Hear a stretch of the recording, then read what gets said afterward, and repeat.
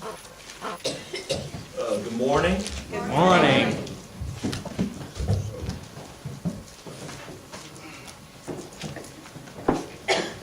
That's fair enough, I guess. I was looking for something a little more hearty. Todd wasn't leading lullabies, You guys should be, the time he gets done with that song service, you guys should just be in eager anticipation of the Lord and Savior. But I'm going to let you get by with that greeting. Is the card going around? The card should be going around. I started it. It's right behind you. Now, good to see you folks. We're going to continue on with our marriage month. This is part 3. Next week, we'll be into April, but we were kind of behind schedule with the weather, and I was gone the second Sunday. And so we'll have one more that'll fall on potluck, so that's reason to celebrate if nothing else. And so today we'll go with part 3.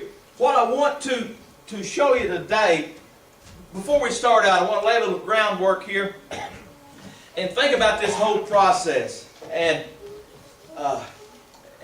Jason prayed for, and I appreciate that so much. He prayed that our marriages, and I'm going to paraphrase, but our marriages would be the example, that we would lead by example with our marriages. And that's the whole idea. What I want you to think about, and if you're in a marriage that's struggling, or if someone's in a marriage that's struggling, it takes time to turn it around, right? Because we're not dealing with formulas, right? We're dealing with people. We're dealing with relationships. And we talked about that last week, about how this is not marriage, is just not this cold, lifeless contract. It's a relationship between husband and wife. And so you're dealing with relationships. It takes a while. The change can be immediate. When you decide to make up your mind and you decide to change your actions, those are immediate. But to see results takes time a lot of times. It's not like, well, she drugged me out there on Sunday. We applied it on Tuesday. By Thursday, things were great, right? No, that's just not how it goes. But again, the immediate part can be of the change of mind, the change of action that will lead to change overall. And so, just something I want you to keep in mind, because if Jack and Wanda start out going to St. Louis, they leave Success and they can go either to St. Louis or they can go to Little Rock. And they decide, let's go to St. Louis. And they get up there in the middle of Mark Twain National Forest, and this big snowstorm sets in, and the radio is telling them that there's a whiteout in St. Louis. There's no need to go any further. They can immediately make a change, right? They can immediately turn around. They can change their mind and say, we need to go to Little Rock. They can change directions and start going south, but they don't see that change, do they? When they turn around, they're still seeing snow. They're still seeing treacherous roads that they're traveling over. It takes some time. Although they've changed their mind, they've changed their direction, it takes some time before they get back down here in the Delta and the sun's shining and the land flattens out and Little Rock comes into view. So, same principle, guys, I want you to think about in your marriages, because you're dealing with relationships. These things, good or bad, remember, it takes time. It just didn't go bad overnight. These things take time. So keep that in mind. All right, just a little refresher. 2 weeks ago we started out with the look at money. The fact that statistics usually back up the #1 cause for divorce people will list is money problems. Couple that with the #1 taboo in our society, and that is we don't talk about money. You put them together and certainly you've got a recipe for disaster. Last week we looked at the marriage box, where we come into marriage with these desires, and they're okay. We all have desires. There's nothing wrong with them. Desires are good. But these desires can become expectations that we put upon our spouse, and then that's bad. And I told you, remember, a couple of things that happen when these desires become expectations. One is the spouse can just leave. Say, you know what? Just not the husband that he ought to be. She just don't know how to be a wife. I'm leaving. Or the stronger partner can win out and dominates and one wins and one conforms. And that looks good, to one partner, thinks it's great. And that'll work. That'll work. Usually just for a while, but that'll work. Well, something else that can happen that I think we'll look at today that can certainly lead from these desires becoming expectations. This is just a situation where the husband and wife, you just trudge along together in this mutual indifference for one another. And certainly nobody knows that anything is wrong. Your friends and family, they don't recognize anything's wrong. It's just that's just the way Bruce and Brenda are, you know. That's just the way they are. Nobody talks about anything, and so you're going along this mutual indifference, I'll call it. And what you can end up with is this. You can end up stuck in a rut that you've made yourself. Now this is Brenda's message, okay? If we were Methodists, she could be up here and giving it this morning. Just kidding.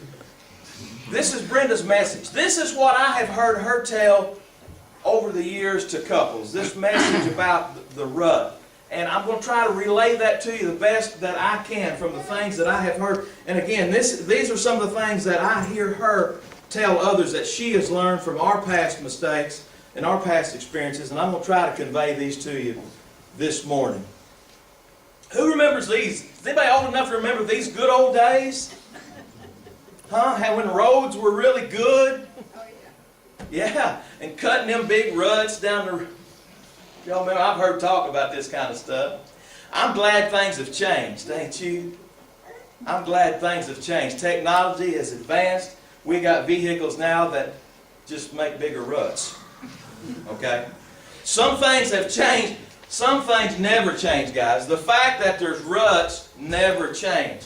Just now we've got these huge machines that just still making ruts. It's the same situation, just in a different era. And what happens, the old boy in the H1 down there in the ruts, what's he get to doing? He gets to looking out to the side glass, don't he?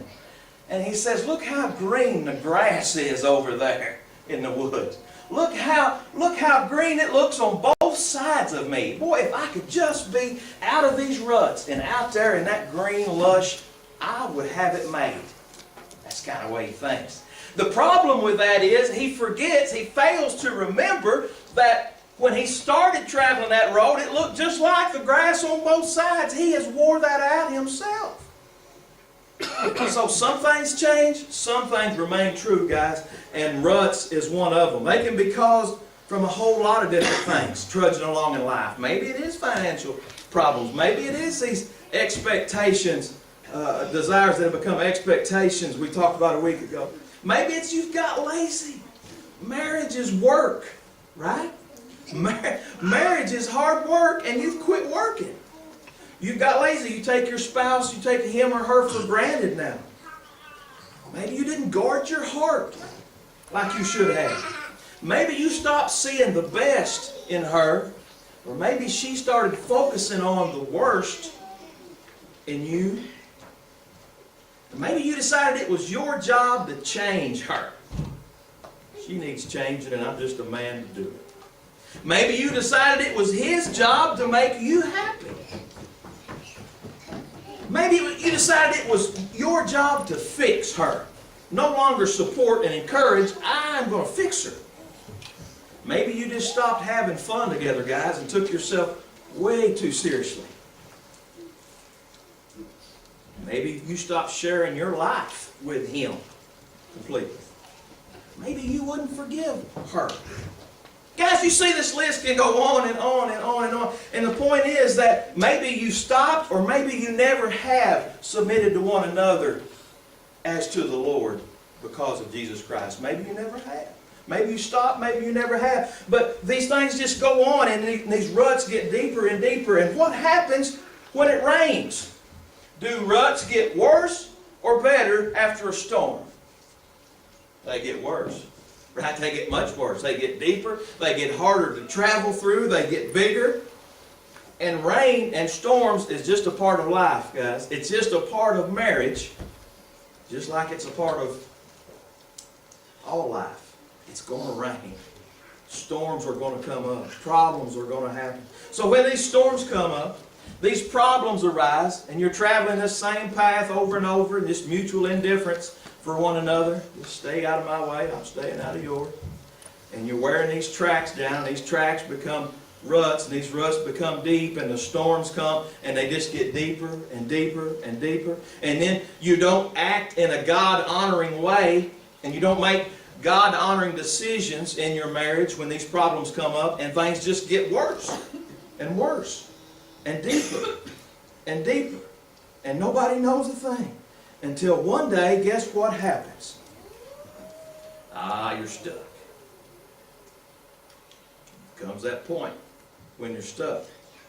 But by that time in your life, by the time you've traveled these ruts and you can't get out of them and you feel trapped and you finally got to the point where you're bogged down and you're stuck, here's what you're saying. You're saying stuff like, well, you know, it's just really not anybody else's business. Or, well, what I do is not hurting anybody else. Or, you just don't understand my situation. Or, well, what about old so-and-so, what he's doing? I ain't doing anything worse than that. Or what about what she's doing? I ain't doing no worse than that. And so by the time you come to this, the time you come to the point where you're stuck and you can go no further, kids, listen to me. Because when you get to this point, kids, the mud is in your eyes to the point where you can't see anything else but yourself. You have slung this mud till it is caked on you to the point you can't see anything else. And the truth no longer penetrates because you have covered yourself with this mud and it's in your eyes. What I want you to know, and guys, kids, you have to know this now. While you're sitting here, you have to know I'm telling you the truth now. Because if you get married and you let this go on and you just trudge through life and you get in this rut and you don't communicate and you don't talk and you nitpick and you got this and this and he's doing this and I'm not doing, when you get to a point you get stuck, you can't see the truth then. Because things have happened that have blinded you, and it's this mud that you just involved yourself with all these years. So you have to make up your mind now, guys, that when this happens, it's not just you, kids. It affects, first of all, it affects your spouse. Well, yeah, he needs a little mud slung on him. He's changed. It affects your kids. Your kids are covered in it. Your kids are completely covered. The mud, the filth, the problems, they're slung on everybody you love, and everybody that loves you is covered with it. You don't go through this life alone, isolated. It affects everybody. Okay? So, but you have to understand that now. Because when you get in that situation, you're going to say things like I just told you. Like, well, you know what? Really ain't nobody's business what I do. You know what? I ain't hurt nobody. You know what? You just don't understand. That's the kind of stuff you'll say after the mud gets caked in your eyes. So you have to know now that what I'm saying is true, guys. So you can avoid it. Once you get stuck, once you're completely bogged down, then it comes choice time. Then it's time to make a choice. You can either break and run, or you can say, hey, I'm going to stay and we're going to get this out. Whatever it takes, we're going to get this out. What does the world say do? Break and run, baby. Break and run. You don't need that. You don't have to put up with that. You deserve better than that. You should have knew he's going to get you stuck. Break and run. And many people break and run. The problem is, guys, what I want you to see is, remember, it's not just about you, even though you want to think it is. It affects all these other people, starting with your kids and those that love you. It's about all these other people. So when you break and run, when you take off through the woods there, and boy, it looks green, and I can get out there and I can hide a while, and I mean, boy, things are great out there. When you break and run and leave that Bronco in the mud, it's still full of your family. Your kids are still in the back seat. Your brothers and your sisters, your in-laws, your outlaws, whoever it is that cares about you are still there. Right? The problem ain't going nowhere, guys, just because you've left it. It's still there. And so what's happened? Well, you're left with these guys here who's probably part of the family trying to recover what they can. Guys, I've been the brother-in-law standing there in front of the Bronco after what I thought was my brother broke and run through the woods and never looked back and left this mess. I'm standing, I know what it's like to stand there and think, what happened? You know, what happened? So remember, guys, it's not you. It's always bigger than you. But you can get out of this. And that's the thing the world is not going to tell you. When you get to a point in your marriage you think there is no hope, there is hope. The world's not going to tell you that. But there is. You need people. Remember, people need people. You need people. And people want to help. They want to get muddy. Why? Because they like mud? No. Because they love you. Because they love you. And they want to help you. That's what we're trying to do with this whole series, is help people. So say you let somebody come along. Here he is with the winch hooking up right now. So say you help, somebody comes along and you get help. And you got your whole family and their grandma's even hanging off the back bumper of that Bronco. Just got her nose out of the water, baby. Say you get pulled out, then what? Well, you don't go from the mud hole up to right to asphalt, do you? When you get out of the mud hole, there's still a long, nasty, muddy road lying ahead between you and good ground. Remember when I told you about Jack and Wanda when they were going to St. Louis and they got in that storm? They made a decision to turn around, but even though they made that decision, they acted on it, they turned around, they were still in the storm and the dangerous weather for a long time before they got to sunshine of Arkansas. Same way is when in these things in our life, guys, if we get to a point in our marriage where we think this is it, we can't go no further. No, we can. We can dig out of this, and people help us, and you get out. The road is still nasty. But you're no longer looking at yourself if you're looking at God. You're not looking at the road, you're looking at the destination. You've got God as your focus, and then you've got these people, right, that care about you, that, you know, the day before you were saying was none of their business, were just busybodies. No, these people love you and are trying to help you. You've got these people. Sometimes they're pulling you. Sometimes they're pushing you. Sometimes they're just walking along beside you to keep you from sliding down in the ditch. But you can do this. And eventually that road turns into pavement. Hard ground, and then hard ground into pavement. And there is end. And so that's why I want you to start and remember right from the first, guys, this turnaround. This change I'm talking about, it can take time, but don't give up on it. This part of the journey is what I've heard Brenda refer to as fake it until you make it. I don't know where she heard that at originally, but I've heard her use that term a lot over the years. Fake it until you make it. And what's that mean? That means you act a certain way. How do I know how to act?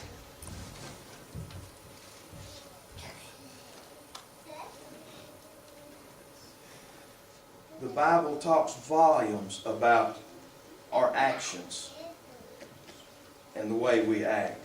It's not that you don't know how to act. It's that we don't want to make that choice to act in a way that honors God. We've got the manual. So fake it until you make it. That means you make God-honoring decisions where you behave in a certain way and trust that God will bring the love back. Brenda trusted that once upon a time. Why? Because somebody told her that that would work. Somebody told her that if you do that, God will give it back to you. And she believed them. And I'm asking for you to believe that same thing this morning. Science is even on board with the fake it till you make it. Some of you from college may remember it's a concept in psychology called cognitive behavioral psychology. And that means if you think a certain way and you behave a certain way, that you will finally become how you think and how you act. We as believers, we go a step further and give that credit to God for that change of behavior. We give that credit to God only for making that change. I'm going to share with you as we close out, guys. I want to share with you Katie and Nathan Parks. Who's Katie and Nathan Parks? They're Bruce and Brenda McGrew. They're millions of other couples who tried to go along in this world without God as a true north on their compass, and fell to the circumstances that happened. As we listen to Katie and Nathan, I want you to hear a few things. I want you to listen to the things that we have talked about in the last few weeks. I want you to hear them use the word expectations. Both of them will use that word, expectations. I want you to listen about the process in which they come to know Christ, how it involved other people, right? It wasn't a light from heaven. It was people who loved them and cared for them that came to them, because people need people. And finally, I want you to notice what Nathan says about him and Katie getting closer together, how that happens. Because we've talked about that very thing as well.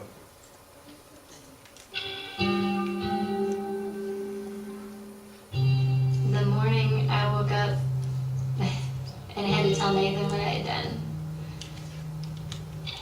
That was probably the most difficult day of my life.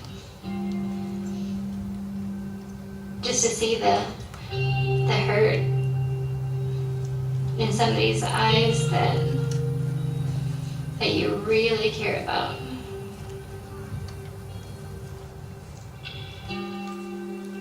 I just sat back and took a deep, deep breath, because I've been doing the same thing.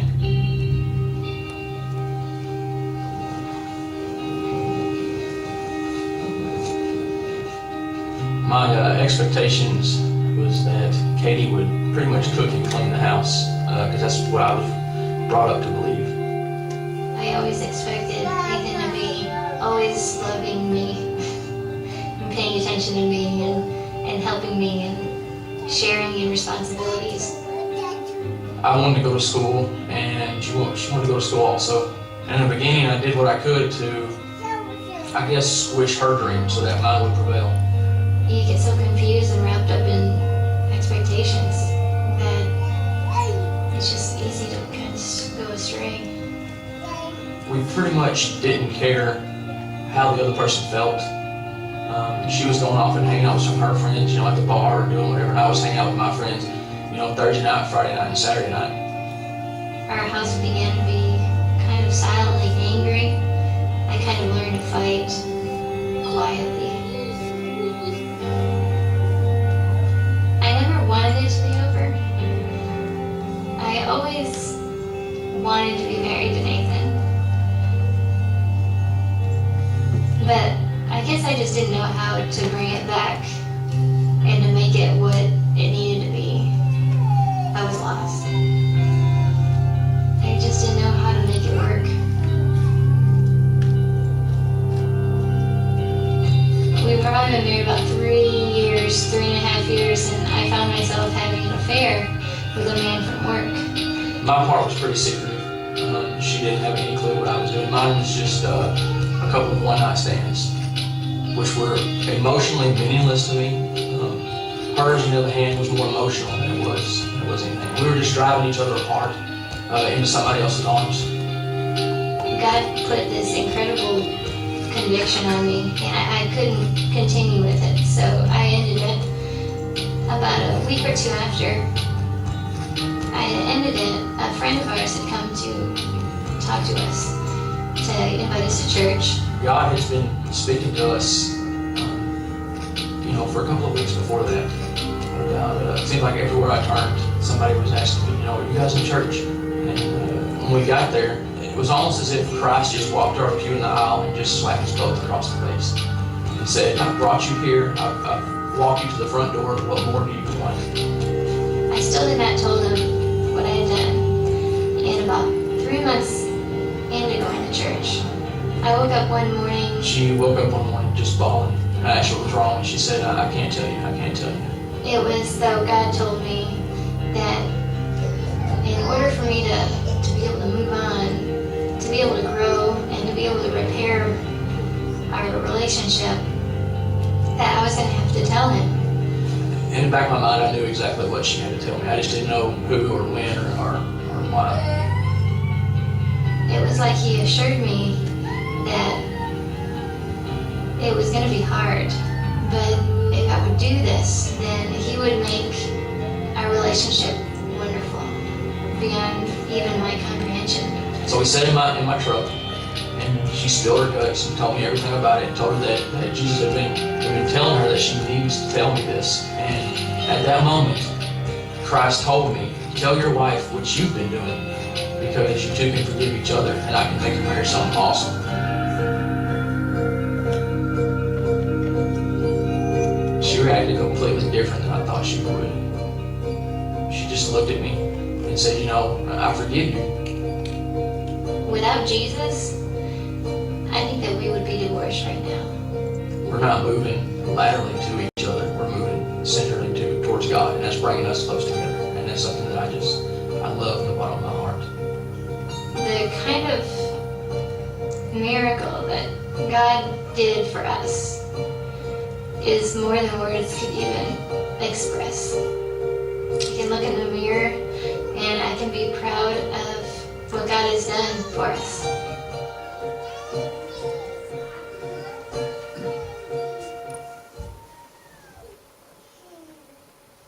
So you see,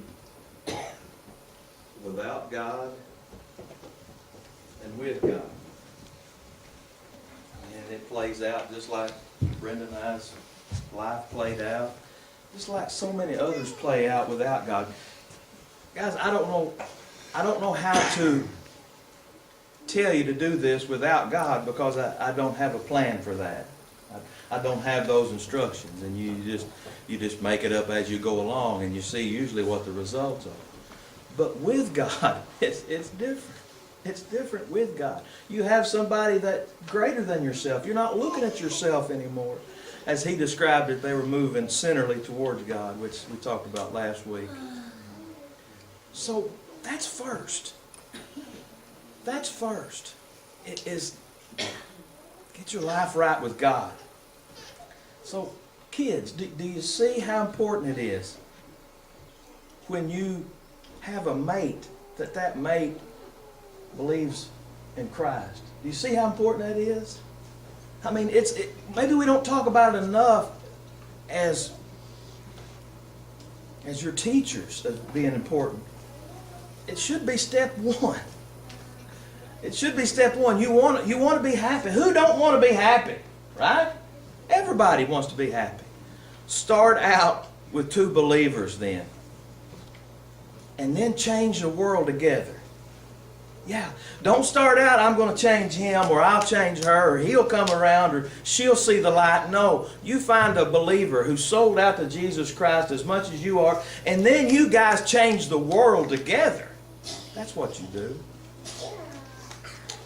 But as Nathan and Katie pointed out, and as Brenda and I live out in our lives, Jesus does give hope. And we were hopeless, as was that couple hopeless, until Jesus came along. Jesus gives hope, guys. Start that with your life. Whether you're married or not, whether you're in a relationship or not, make that first and foremost. And we're going to give you opportunity today, right now, if God is not first in your life. Say, I want Him to be first. I want to follow Him. I'm going to study Christ and try to pattern my life after His. We will pray for you as a group, as a church. We will pray for you. If you've never confessed Him as Savior, been buried with Him in baptism, we'll assist you with that. It's all about Jesus. Come now if we can help you. If we stand and sing. Watch